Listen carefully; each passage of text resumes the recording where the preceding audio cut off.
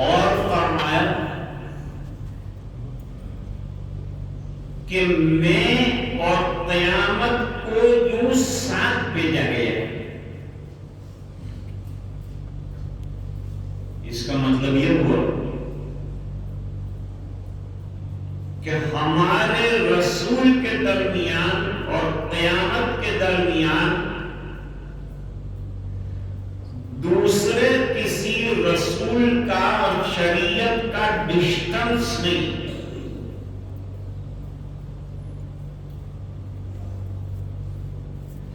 ویدوں میں بھی حضور کا تذکرہ فرمایا. نراشنس کا تذکرہ جس سے ہمارے نبی محمد الرسول اللہ صلی اللہ علیہ وسلم مراد ہے.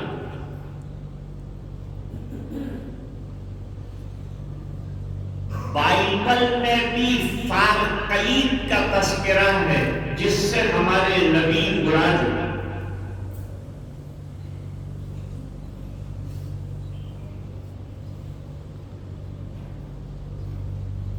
حضور صلی اللہ علیہ وسلم نے دین کی دعوت پہنچانے کے لیے بے شمار محنت کی.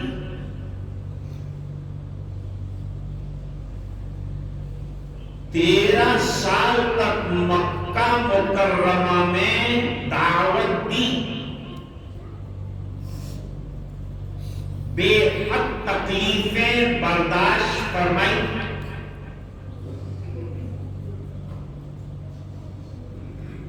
اور تکلیفیں اٹھائیں. دین کے لیے تو محنت کرنی پڑتی ہے, قربانی دینی پڑتی ہے, سیکریفائس کرنا پڑتا ہے, قربانی دینی پڑتی ہے.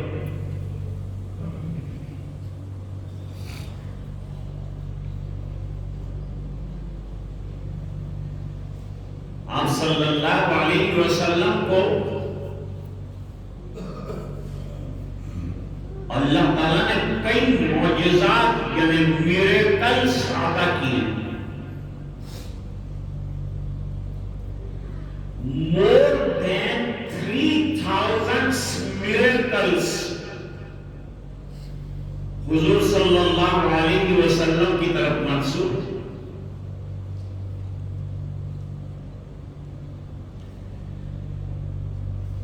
حضور صلی اللہ علیہ وسلم کی پہلی زوجہ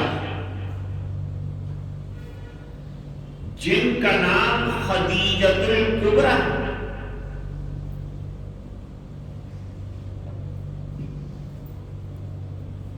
جتنی اولاد حضور کی ہوئی ہے وہ تمام حضرت خدیجہ سے ہوئی ہے.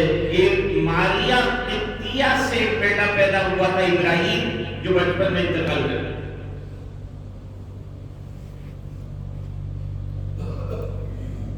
باقی بیٹیاں اور بیٹے جو بھی پیدا ہوئے سب خدیجہ کے بطن سے پیدا.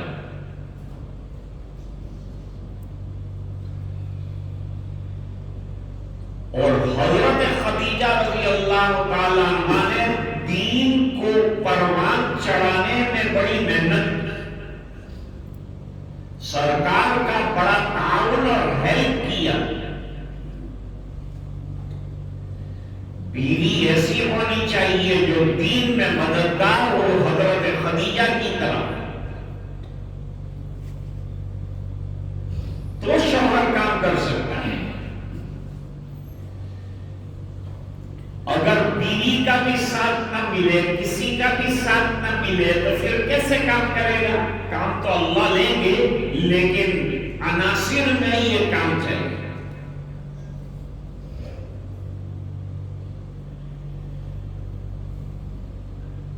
حضور ذرا بڑے ہوئے تو پہلے ماں کا سایہ اٹھا. حضرت آمینہ چلی گئی. مقام ابوا میں ان کا مزار ہے.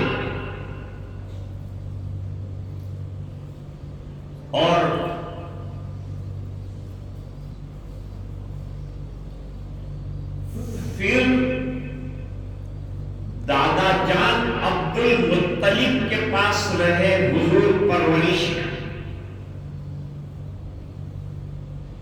لیکن عبد المطلب بھی چلے گئے۔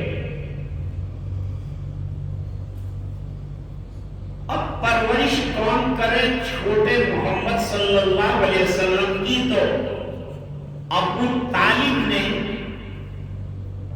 یہ ذمہ داری اٹھائی۔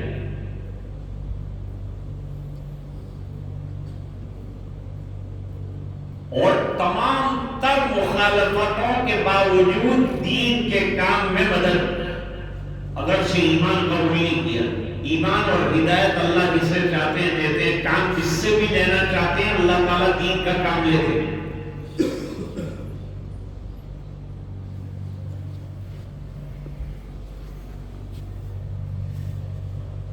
حضرت خدیجہ اور ابو طالب دونوں دنیا سے چلے گئے، یکے بعد دیگر۔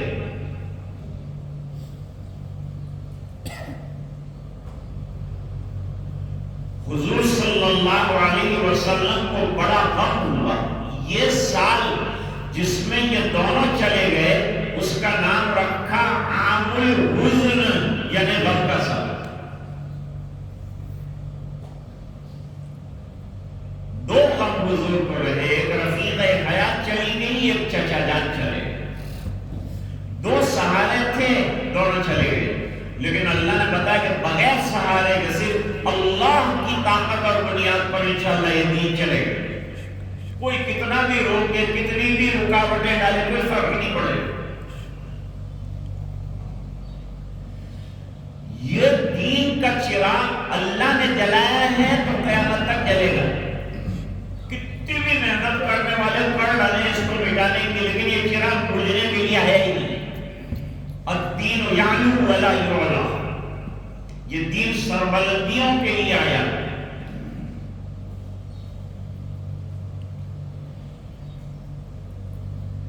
جب سرکار بہت غمگین ہو گئے، سب سہارے بظاہر ٹوٹ گئے، کٹ گئے، تو اللہ نے اپنے محبوب کو آسمان پر بلایا۔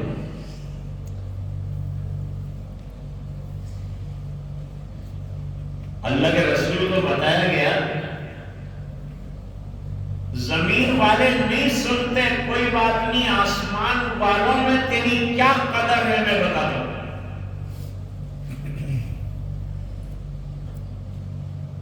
آسمان پر بلایا گیا، حضور کی 6 معراجیں، یہ آپ شاید پہلی مرتبہ سن رہے ہیں کہ حضور کو 6 معراجیں ہوئی۔ ایک معراج جاگنے کی حالت میں آپ کے جسم کو لے جائیں گے، اور باقی منامی ہیں، 5 معراجیں منامی ہیں، یعنی نیند میں ہوئی۔ تو کل ملا کر 6 معراجیں ہوئی۔ عربی میں معراج کہتے ہیں سیڑھی کو، اسٹیپ، اس کو کہتے ہیں عربی میں سلم، اور عربی میں کہتے ہیں معراج۔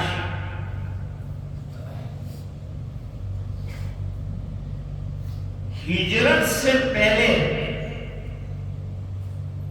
حضور کو مرتبہ اپنا بتانے کے لیے اور مقام دکھانے کے لیے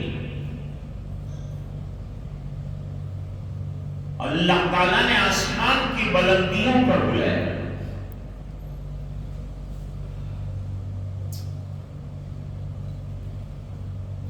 پہلے تو مسجد حرام سے مسجد اقصی تک جانے کے لیے براق لائی،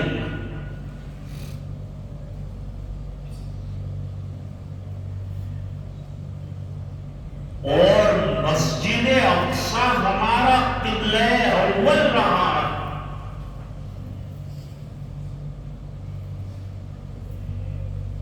وہاں لے جانے کے لیے براق لائے۔ براق کس کو کہتے ہیں؟ براق نکلا ہے برقن سے، اور برقن بجلی کو کہتے ہیں، اور یہ سواری جو لائی گئی تھی یہ بجلی کی طرح تیز تھی، جہاں اس کی نظر پڑتی تھی وہاں اس کا قدم پڑتا تھا. تو پہلے مسجد اقصی کے اندر بلایا گیا،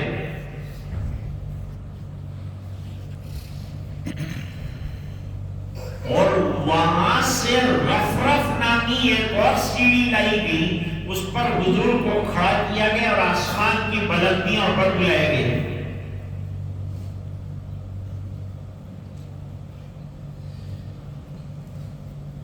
وہاں پہنچ کر حضور پاک صلی اللہ علیہ وسلم سے پوچھا گیا کہ ہمارے لیے کیا تحفہ لائے؟ اللہ تعالیٰ تو بے نیاز ہے، اس کو تو کسی چیز کی ضرورت ہے نہیں، وہ تو پوری دنیا کو پرووائڈ کرتا ہے. اس کو تو ہمارے سجدے درکار ہے، اس کو تو ہماری عبادتیں درکار ہے، ہماری بندگی درکار ہے. خدائی اس کے پاس ہے، بندگی ہمارے پاس. کیا لائے؟ حضور نے پڑھا التحیات للہ والصلوات والطیبات، تمام قولی عبادتیں، تمام مالی عبادتیں، تمام بدنی عبادتیں اللہ کے. میں یہ لے گیا زبان سے بولوں گا تو تیرا بول بولوں گا، ہاتھ پیر ہلاؤں گا تو تجھے راضی کروں گا، مالی عبادت کروں گا تو تیرے کو راضی کرنے کے لیے کروں گا. مالی عبادت زکات ہے، بدنی عبادت نماز اور روزہ ہے.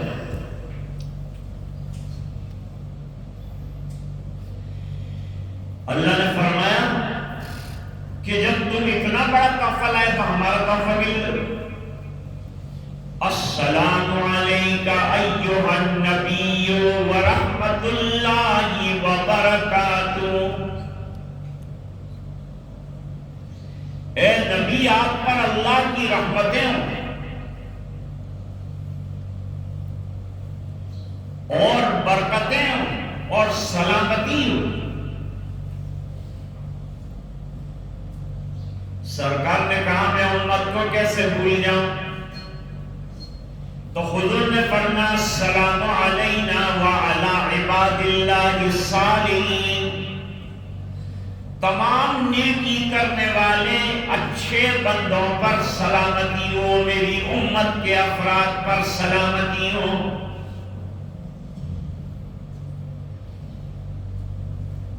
یہ تو گفٹ کا لینا دینا ہو گیا. اب اللہ نے فرمایا کہ امت کو لے جا کے کیا دیں گے؟ یہ تو آپ ہدیہ لے ہیں، لیکن میں بڑا ہوں، رب ذوالجلال ہوں، وحدہ لا شریک ہوں، تو کچھ ہدیہ امت کے لیے، دنیا کے لیے میری طرف سے بھی لے جاؤ. 50 نمازیں دے دی، 5 نمازوں کا تو یہ حال ہے جو ہم دے کریں. 50 نمازیں دی. بہت خوش ہو گئے حضور، اور خوش ہو کر آ رہے تھے. موسیٰ علیہ السلام نے واپس کیے. 9 دفعہ ریٹرن کیا موسیٰ علیہ السلام نے اللہ تعالیٰ کے پاس کہ کم کراؤ کم کراؤ کم کراؤ. 45 نماز کم ہو گئی، 5 رہی. اب ایک جملہ سنو، جتنی عبادتیں اللہ نے دی ہے سب زمین پر دی. جبریل علیہ السلام حکم لے کے آئے زمین پر. نماز ایسی عبادت ہے جو آسمان پر دی. حضور کو خاص بلایا نماز دینے کے لیے اور وہاں بلا کر نماز دی. کتنا بڑا تحفہ ہے، بہت بڑا ہدیہ ہے. اس لیے بزرگوں نے کہا الصلاۃ معراج المومنین، نماز کیا ہے؟ مومنین کی معراج ہے.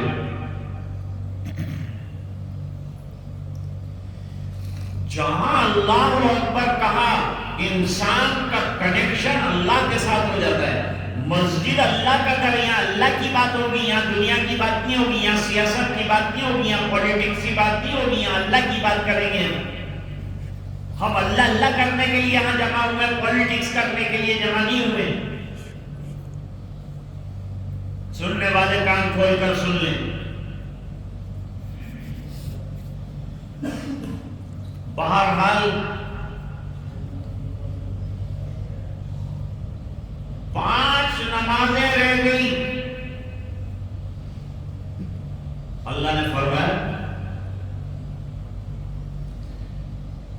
اگر تم نے 5 نمازیں پابندی کے ساتھ ادا کر لی تو میں بڑا نقطے نواز ہوں، میں نقطہ پیچھے لگا دوں گا، 5 کے پیچھے 0 لگا دوں گا اور تمہیں 50 نماز کا ثواب.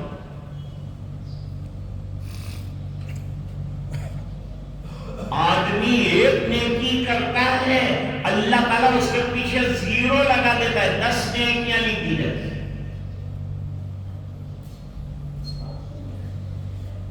ایک پیسہ اللہ کے راستے میں خرچ کرتا ہے، اللہ تعالیٰ 700 گنا اسے عطا فرماتے ہیں. 700 نیکیوں کا 700 روپیے خرچ کرنے کا ثواب.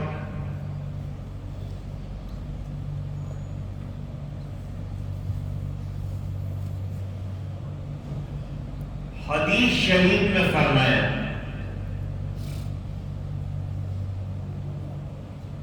کہ جس کی زندگی میں نماز ہی نہیں ہے وہ کیا ہے؟ وہ کوئی مومن کہلانے کے لائق؟ چھوٹا سا واقعہ آپ کو سناتا ہوں. دین جو بنتا ہے نمازوں سے بنتا ہے. بھائیوں نمازوں کی پابندی کرو.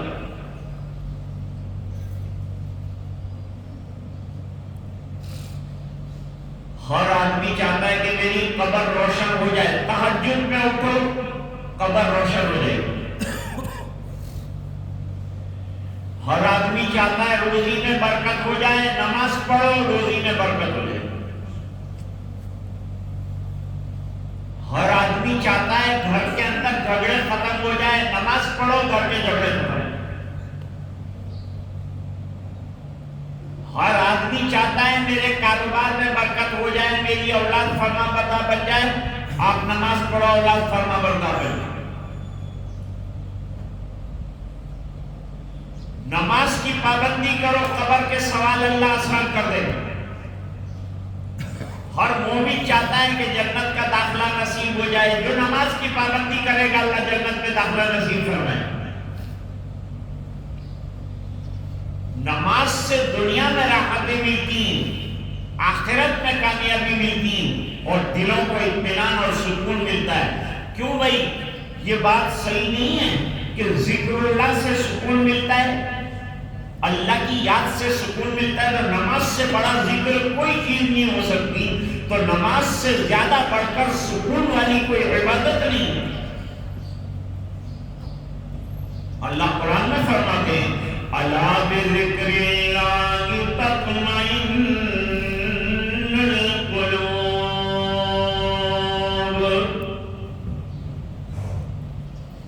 یاد رکھو اللہ کے ذکر سے تمہارے دلوں کو اطمینان ہوگا. جب حضور کو کوئی پریشانی ہوتی ہے، حضور کے ہوتے ہوئے تو کوئی عذاب نہیں آ سکتا، آپ رحمت عالم ہیں، لیکن ہوا تیز چلتی تو حضور سیدھے مسجد کے اندر چلے آتے. پریشانیوں کا حل اللہ تعالیٰ نے نماز کے اندر رکھا ہے. آج ہم لوگ پریشان ہیں اس وجہ سے کہ ہماری زندگیوں میں نماز نہیں ہے. اپنی مسجد کو فل کر دو، بھر دو. جمعہ کے دن میں آیا 4 آدمی موجود تھے جمعہ کے اندر. آج جمعہ سے بہت پہلے آ کر قرآن کی تلاوت کرو، نمازیں پڑھو. تجارتیں ہوتی رہے گی، دھندے ہوتے رہیں گے، پوری زندگی کرنا ہے. اصل تو بندہ عبادت کے لیے ہے. واقعہ بیان کرنے والا تھا لیکن ٹائم ہی نہیں.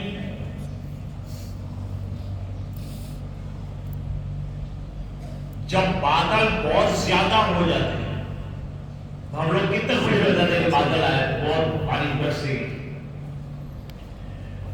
لیکن مدینے میں جب گھٹائیں چھاتی اور بارش کا سما بنتا تو حضور کے چہرے پہ پریشانی کے آثار آتے تھے اور سیدھے مسجد میں جاتے تھے، کبھی اندر آتے، کبھی باہر جاتے، کبھی نماز پڑھتے، اللہ سے راحت مانگتے۔ ارے حضور اتنا پریشان کیوں ہیں؟ فرمایا کالی گھٹائیں عذاب بھی لا سکتا ہے، اس سے عذاب بھی آ سکتا ہے۔ قوم کو اللہ تعالیٰ نے بادلوں کے عذاب سے ہلاک کر ڈالا ہے، تو نبی کے ہوتے ہوئے عذاب نہیں آتا، اس کے باوجود نبی اتنا ڈرتے ہیں۔ اور ہمارے پاس کوئی گارنٹی نہیں ہمارے اعمال کے اعتبار سے، گناہوں کے اعتبار سے۔ دوستو توبہ کرنے والے بن جاؤ، اللہ کے دربار میں آؤ، توبہ کرو، رجوع کرو، اللہ سے مانگو۔ اللہ تیرے بندے ہیں لیکن تیری بندگی نہیں کرتے، اور جب بندگی نہیں کریں گے تو زندگی جو ہے وہ گندگی بن جائے گی۔ آج ہماری زندگیاں حیران پریشان ہیں، کماتے ہیں لیکن پریشانیاں دور نہیں ہوتی۔ کیوں دور نہیں ہوتی؟ اس بنا پر کہ ہم نے اللہ کے احکام کو پورا نہیں کیا، اور اللہ کے احکام میں سب سے بڑی چیز جو ہے وہ نماز ہے، اور سب سے بڑا کام فجر کے اندر جو ہے اٹھ کر اللہ کی بندگی کرنا اور نماز پڑھنا۔ اللہ تعالیٰ سے محبت کی علامت ہے فجر کی نماز ادا کرنا۔ بمبئی کتنا مصروف شہر ہے، لیکن آپ دیکھیں کہ ہر آدمی بہترین زندگی گزار رہتی، فاسٹ لائف ہے ہماری، لیکن اس کے باوجود جس مسلمان کو دیکھو فجر کے اندر مسجدیں آباد ہے، اور مسجدیں آباد ہوگی تو اللہ کاروبار کو آباد کرے گا، اور مسجدوں کو آباد کرو گے تو اللہ گھروں کو آباد کرے گا، اور مسجدوں کو آباد کرو گے تو اللہ دنیا اور آخرت بنا دے گا۔ یہ ہمارے افضل بھائی کا بہت زیادہ اصرار رہا، ان کے ابا جان کا بہت اصرار رہا کہ بھئی بہاری آ جاؤ۔ میرے والد صاحب برسوں تک یہاں آئے، ہمارے عبدالسلام بھائی ہمیشہ لاتے رہے، اور حضرت افضل بھائی کے والد صاحب بھی راندے تشریف لاتے تھے۔ ایک طویل عرصے تک یہاں آئے، اس کے بعد سے میری حاضری کم رہی ہے۔ آج انہوں نے یاد کیا، وقت نکل آیا تو آپ کی خدمت میں حاضر ہوا۔